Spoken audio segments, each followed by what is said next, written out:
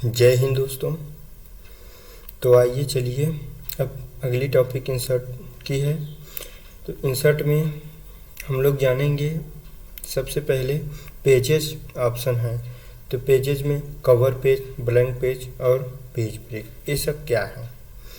Cover page यानी हम किसी भी किताब या कॉपी को देखते हैं तो उसमें एक कवर पेज होता है। तो कवर पेज के लिए इसका इस्तेमाल किया जाता है। जैसे कई प्रकार के कवर पेजेज यहाँ पे दिए हुए हैं। यहाँ पे और भी यदि कुछ नया लेना है तो यहाँ से आप ले सकते हैं। चलिए, हमने एक इस प्रकार की कलर पेजेज को ले लिया। उसके बाद हम यहाँ पे कुछ और भी इंसर्ट कराना चाहते हैं। जैसे कि यहाँ से हम एक शेप ले लिए। उस शेप इस प्रकार का है। यहाँ पे इसको कर दिए। उसके बाद देखिए, हम जैसे इंसर्ट पे जाएंगे, यहाँ पर ब्लैंक पेज, एक ब्लैंक पेज लेने के लिए इसका प्रयोग किया जाता है। जैसे हम इस पर क्लिक करेंगे तो एक ब्लैंक पेज आ जाएगा वहाँ यहाँ पर। उसके बाद फिर ब्लैंक पेज के बाद पेज ब्रेक का ऑप्शन आता है। यदि हम इस पेज को सेलेक्ट किए हैं, इसको यहाँ पे बीच से तोड़ना चाहते हैं तो पेज ब्रेक का उपयोग करके हम इसको तोड़ सकते हैं। देखिए यहाँ पे, जैसे कि हम यहाँ पे आपको दिखाई देगा यहाँ पर कि हम 0 पेज पे चल रहे हैं। उसके बाद कट के बाद यहाँ पे पेज 1 दिखाई दे रहा है। उसके बाद फिर यहाँ पे पेज 2 दिखाई दे रहा है। उसके बाद फिर पेज ब्रेक के बाद यहाँ पे कवर पेज पे देखिए आप कुछ और भी ऑप्शंस दिए हुए हैं। जैसे कि यहाँ पे देखिए एक ऑप्शन यहाँ पर है more colour, remove current cover page. तो यदि हम करंट कवर पेज को रिमूव करना चाहेंगे तो इसका प्रयोग करेंगे। जैसे हमने इस पर क्लिक किया, देखिए यहाँ पे करंट जो भी कवर पेज लिए थे वो रिमूव हो चुका है। उसके बाद फिर देखिए यहाँ पे एक ए ऑप्शन है, ए एक्टिव नहीं हो रहा है। एक्टिव इसको करने के लिए यहाँ पे फिर से हम इस ऑप्शन को सिलेक्ट करते हैं। उसके बाद फिर यहाँ से फिर हम एक शेप लेते हैं। हमने इस शेप को लिया। उसके बाद यहाँ पे इसको हमने एक्टिव कर दिया। जैसे ही हमने इसको यहाँ पे एक्टिव किया तो उसके बाद ये देखिए आप ऑप्शन ए एक्टिव हो जाएगा। यहाँ पे कवर पेज में आप देखेंगे ये ऑप्शन एक्टिव हो जाएगी। यानी इसका मतलब ये है कि जो भी हमने इस शेप को लिया है उसी प्रकार की एक कवर पेज को, जैसे कि हम जब भी यहाँ पे देखें तो ये ऑप्शन दिखाई दे स्टैटू के साथ, तो इस इमोजी के साथ यदि हम देखना चाहेंगे तो हम इसको जो है कवर पेज गैलरी है उसमें इसको सेव करने के लिए इस ऑप्शन का प्रयोग कीजिए। जैसे हम इस पर सेलेक्ट करेंगे तो यहाँ पे आप बोलेगा कि किस नाम से आप सेव करना चाहेंगे। आप जिस नाम से सेव करना चाहेंगे कर दीजिए। डिस्क्रिप्शन में आप किस लिए सेव करना रहे हैं वो भी लिख सकते हैं। उसके बाद ओके करेंगे तो सेव हो जाएगा। तो हमें यहाँ पे सेव नहीं करना है, कट कर देते हैं। उसके बाद फिर आइए इंसर्ट में आएंगे तो जैसे ही इंसर्ट करने के लिए ये ऑप्शन देख ही रहे हैं आप कि ये सब इंसर्ट के ही ऑप्शन है। इंसर्ट में यहाँ पे एक टेबल ऑप्शन आता है। एक कुछ इंसर्ट में ज़्यादा ही महत्वपूर्ण है टेबल।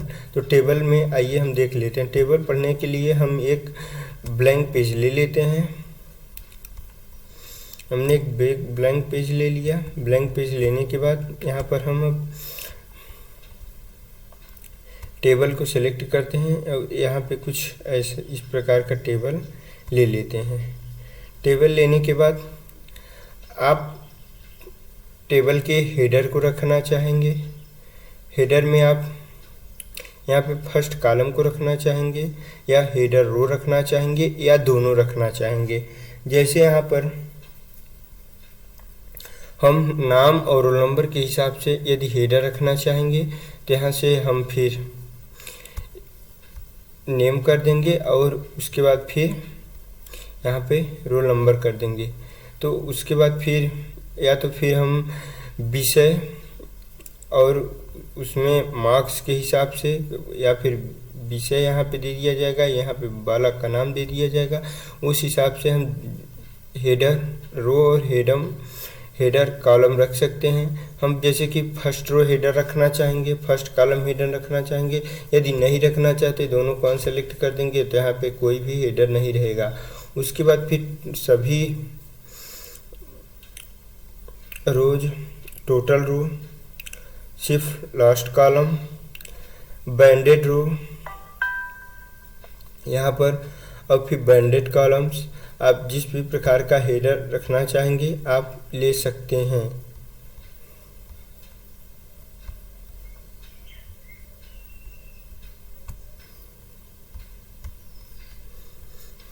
चलिए आइए दोस्तों, देखिए यहाँ पे हमने हेडर्स, रो और फर्स्ट कॉलम को हेडर मान लिया है। जैसे कि यहाँ पर बच्चे हैं, इनके सब्जेक्ट्स यहाँ पे रोज में लिखे हुए हैं, उनके नेम लिखे हुए हैं, यहाँ पर उनके मैथ्स के नंबर, साइंस के नंबर जो भी होंगे यहाँ पे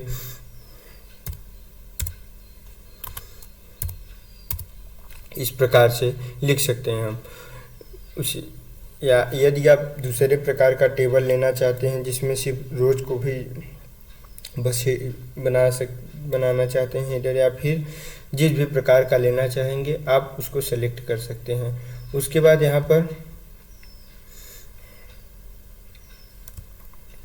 हम इसको यहाँ पे सेलेक्ट कर सकते हैं। सेलेक्ट करने के बाद इसमें यहाँ पे कुछ फॉर्मेटिंग्स हम कर सकते हैं। फॉर्मेटिंग्स करने के बाद यहाँ पर अलग अलग प्रकार के टेबल दिए हुए हैं, उस प्रकार से आप ले सकते हैं। यहाँ पे और भी टेबल की स्टाइल्स दी हुई हैं, आप उनको भी ले सकते हैं। उसके बाद फिर यहाँ पर देखिए, आपने शेडिंग देख ही लिया। शेडिंग का उपयोग किया जाएगा जो कि टेक्स्ट के पीछे के कलर को, यानी बैकग्राउंड कलर को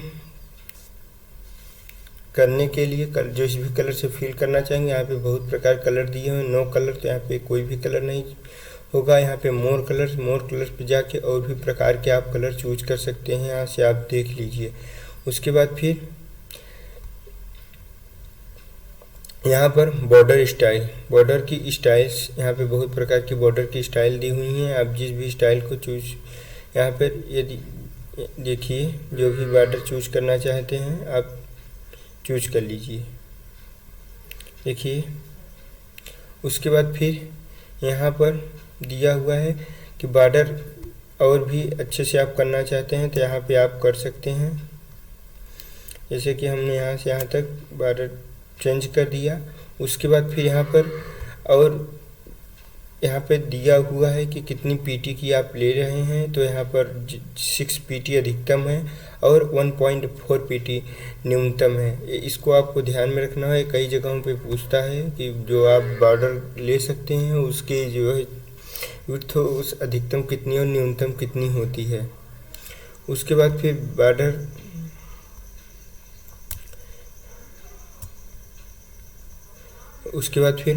पेंट यहाँ पे आइए। देखिए बॉर्डर्स और भी प्रकार से यहाँ पे बॉर्डर हैं। यदि ऑल बॉर्डर कर देंगे तो यहाँ पे देखिए ऑल बॉर्डर हो जाएगा।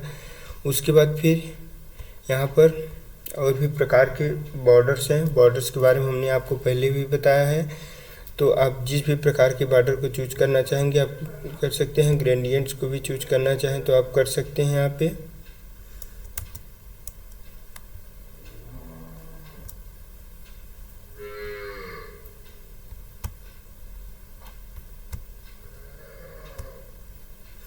उसके बाद फिर बॉर्डर पेंटर यानी कि बॉर्डर को पेंट करके हमने अभी आपको दिखाया है।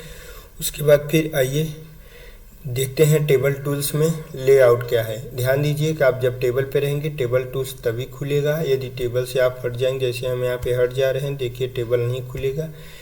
ये बात हम पहले ही बताने वाले थे लेकिन बाद में बता दे रहे हैं आपको।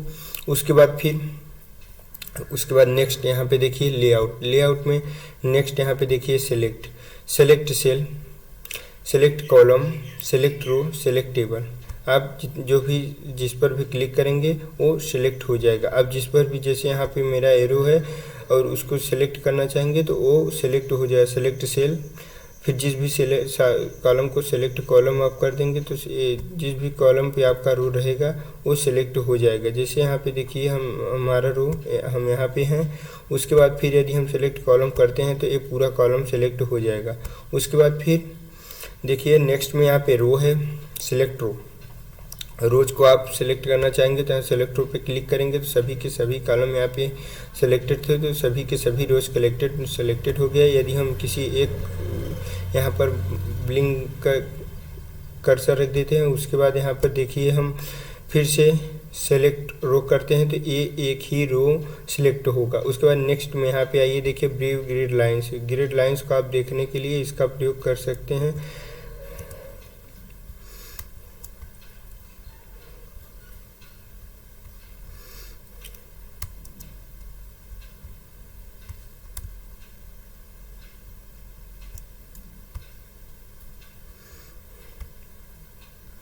ये यहाँ पे इसको ऐड करने के लिए उपयोग किया जाता है।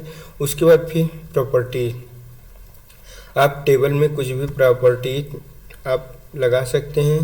जैसे कि यहाँ पे देखिए परफेक्ट विड्थ आप इसकी सेट कर सकते हैं। मेजर इंच में मेजर हो या किस प्रकार से मेजर हो आप उसको सेट कर सकते हैं।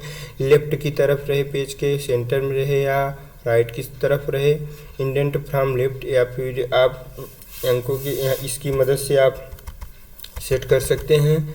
उसके बाद फिर यहाँ पर देखिए नॉन या अराउंड, आप जिस भी प्रकार से इसको टेबल की प्रॉपर्टीज़ को सेट करेंगे वो उसी प्रकार से लागू हो जाएगा। जैसे हमने यहाँ पे देखिए इंडेंट को चूज किया था और 1 पे कर दिया, इसलिए ये यहाँ पे चला गया है। उसके बाद फिर आइए हम प्रॉपर्टीज़ को देख चुके हैं, तो आइए अब देखेंगे ड्रॉ टेबल। टेबल को ड्रॉ करने के लिए इसका प्रयोग किया जाता है। जैसे कि हम यहाँ पे टेबल ड्रॉ ले लेते हैं और उसके बाद फिर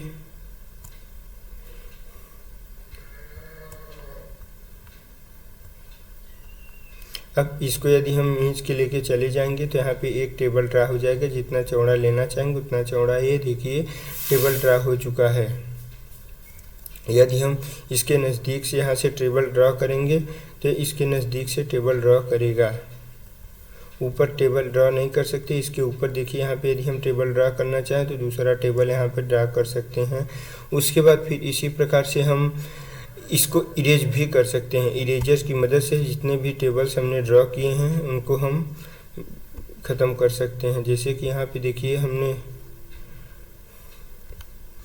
लेआउट में आप इरेज लिख करिए, इरेजर की मदद से आप यहाँ पे देखिए टेबल को आप ड्रा कर सकते हैं, आप इरेज कर सकते हैं। इसकी मदद से आप जहाँ जहाँ लेकर जाएंगे वहाँ आपका टेबल इरेज होता हुआ चला जाएगा। उसके बाद फिर यहाँ पे यदि हम सेलेक्टेड टेबल को डिलीट करना चाहते हैं तो देखिए यहाँ पे जैसे ही डिलीट, यानी कि सिलेक्टेड सेल को डिलीट करने के लिए इसका प्रयोग किया जाएगा। उसके बाद फिर देखिए यहाँ पे सेलेक्ट होने के लिए यदि हम बीच में यहाँ पे इसको चूज किए हैं तो ये डिलीट सेल तभी होगा, या तो इसका पूरा ये इतना डिलीट होगा या तो ये डिलीट होगा, क्योंकि बीच से कोई एक डिलीट होने में थोड़ी दिक्कत होगी। लेकिन डिलीट सेल आप करेंगे तो देखिए यहाँ पे इस प्रकार से बन जाएगा। क्योंकि ये सेल पतला था, हमने यहाँ की एक सेल को डिलीट कर दिया तो यहाँ से देखिए गैपिंग हट गई, उसके बाद गैपिंग हो गई। उसके बाद फिर डिलीट कॉलम, यदि हम कॉलम को डिलीट करना चाहेंगे तो सेलेक्ट कर लेंगे और उसके बाद फिर वो कॉलम को डिलीट हम कर सकते हैं। इसी प्रकार से हम डिलीट रो और डिलीट टेबल भी कर सकते हैं। जैसे हमने इस टेबल को सिलेक्ट किया है यहाँ पे, उसके बाद फिर इसको हम डिलीट करना चाहते हैं, डिलीट टेबल कर दिए, ये डिलीट हो गया।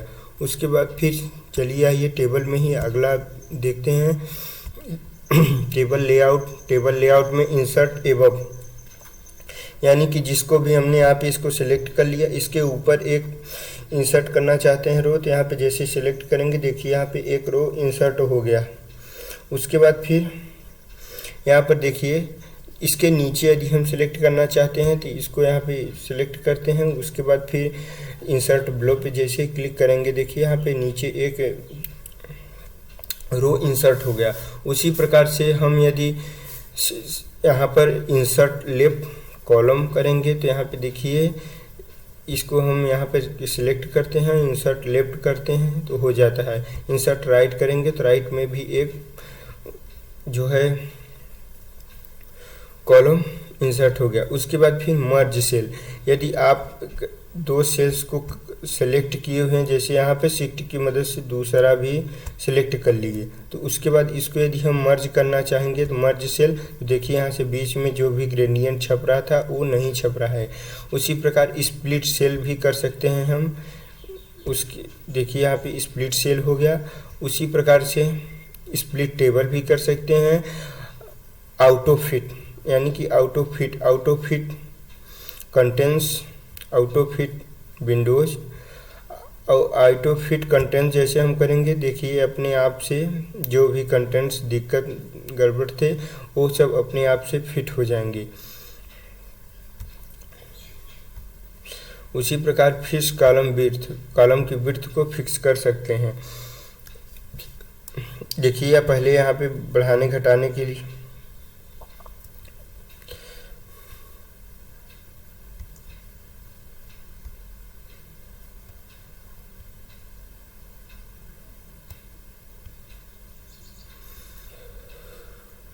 उसके बाद जो भी है यहाँ पर हाइट जो है वो बढ़ा घटा सकते हैं। जैसे यहाँ पे सेलेक्टेड सेल की देखिए हाइट बढ़ घट रही है रोज की। उसके बाद फिर उसी प्रकार से इसकी विड्थ को भी बढ़ा घटा सकते हैं। देखिए यहाँ पे विड्थ को बढ़ाने के लिए और घटाने के लिए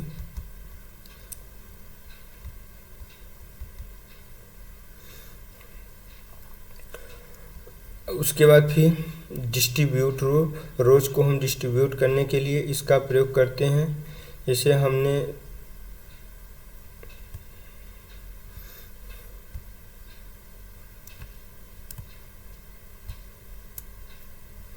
उसके बाद हम इसको डिस्ट्रीब्यूट करना चाहेंगे। एक ही सेल को आप डिस्ट्रीब्यूट कर सकते हैं। जैसे यहाँ पे देखिए हमने डिस्ट्रीब्यूट कर दिया तो ये विभाजित हो गया। उसी प्रकार से यहाँ पर डिस्ट्रीब्यूट कॉलम कर सकते हैं, कॉलम भी डिस्ट्रीब्यूट हो गया। उसके बाद फिर आइए हम जानते हैं अलाइनमेंट क्या होता है। अलाइनमेंट यहाँ पर देखिए कई प्रकार के अलाइनमेंट दिए हुए हैं।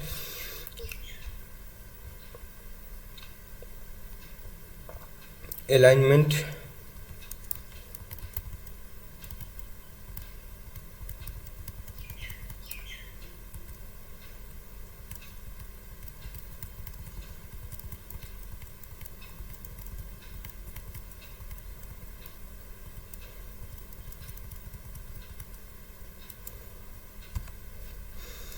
अलाइनमेंट के बारे में चलिए जानते हैं। अलाइनमेंट में यहाँ पे सबसे पहला ऑप्शन ये है, आप यदि जैसे हम यहाँ पे कुछ लिख दिए हैं, उसके बाद इसको हम लेफ़्ट की तरफ अलाइनमेंट कर देते हैं। देखिए लेफ़्ट की तरफ पहले से ही है। या सेंटर में अलाइनमेंट करेंगे तो देखिए सेंटर में ही अलाइनमेंट हो जाएगा।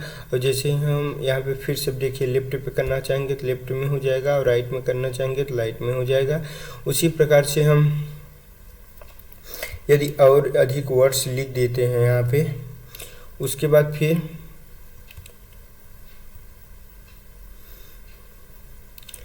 यहाँ पे इसको सेंटर में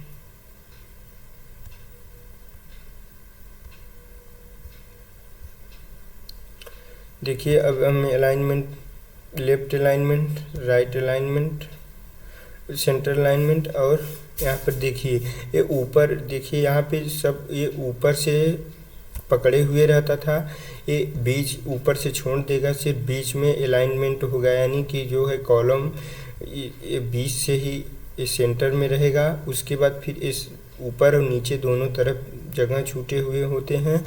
उसके बाद ये सीधा लेफ्ट बिलो की तरफ रहता है। नेक्स्ट देखिए उसके बाद फिर नेक्स्ट में ए भी बिलो की तरफ रहता है सेंटर में, और ए फिर बिलो सेंटर अलाइनमेंट। उसी प्रकार से फिर टेक्स्ट डायरेक्शन, टेक्स्ट की डायरेक्शन को इसकी मदद से हम चेंज कर सकते हैं। ये क्लॉकवाइज चेंज होता है। उसके बाद फिर यहाँ पर सेल मार्जिन, सेल की मार्जिन को हम सेट कर सकते हैं। जैसे कि यहाँ पे टॉप में कितना छूटना चाहिए यहाँ पे हम सेलेक्ट कर ले रहे हैं।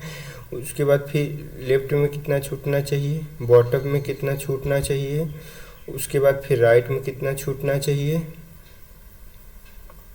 सेल्स के बीच में आप स्पेसिंग चाहेंगे, इसको भी अलाउ कर देंगे तो वही भी हो जाएगा। देखेंगे अब भी यहाँ पे सेल्स के बीच में जो है, सेल्स के बीच में स्पेस भी होंगे, आप देख लीजिए। देखिए एक सेल, उसके बाद स्पेस, फिर दूसरा, इसके बाद स्पेस, यहाँ पर स्पेस आपको दिखाई देने लगेंगे यहाँ। उसके बाद फिर सेल्स मार्जिन, उसके बाद हमने लेफ्ट राइट जो भी सेट किए थे, देखिए यहाँ पे उसी प्रकार से हो गए हैं।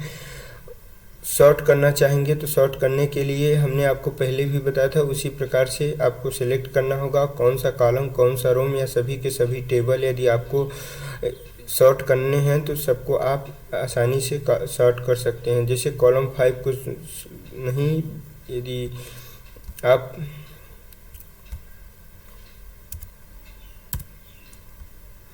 ओके कर दीजिए।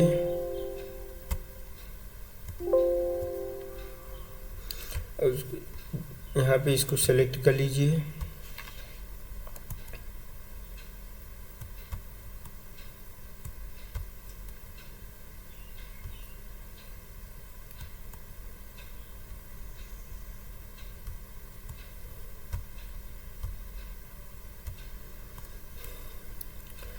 यदि हम शॉर्ट करना चाहेंगे तो यहाँ पे देखिए शॉर्ट के लिए ओके बस। तो यहाँ पे ए इनवैलिड है, इनवैलिड इसलिए है क्योंकि हम इन सब को नहीं कर रहे हैं, और ए जो भी है ए हेडर के हिसाब से है, तो हेडर पूरा चेंज होगा तो बहुत कुछ चेंजेस इसमें आ जाएंगे। तो उन सभी को सेट करके ही हम चेंज कर सकते हैं, या तो हम पूरा टेबल सिलेक्ट कर लें, तब हम इसमें इसको शॉर्ट कर सकते हैं। रिपीट हेडर रोज, आप हेडर रोज हैं, रो हैं, उनको आप रिपीट कर सकते हैं। कन्वर्ट टू टेक्स्ट, आप जो है इसको आप टेक्स्ट में कन्वर्ट कर सकते हैं। जैसे कि नाम है, नाम को टेक्स्ट में आप कन्वर्ट करना चाहें तो कर सकते हैं। फार्मूला आप कहीं लगाना चाहते हैं तो फार्मूला आप लगा सकते हैं इसकी मदद से। चलिए तो बस इस वीडियो में इतना ही, मिलते हैं अगली वीडियो में। धन्यवाद। जय।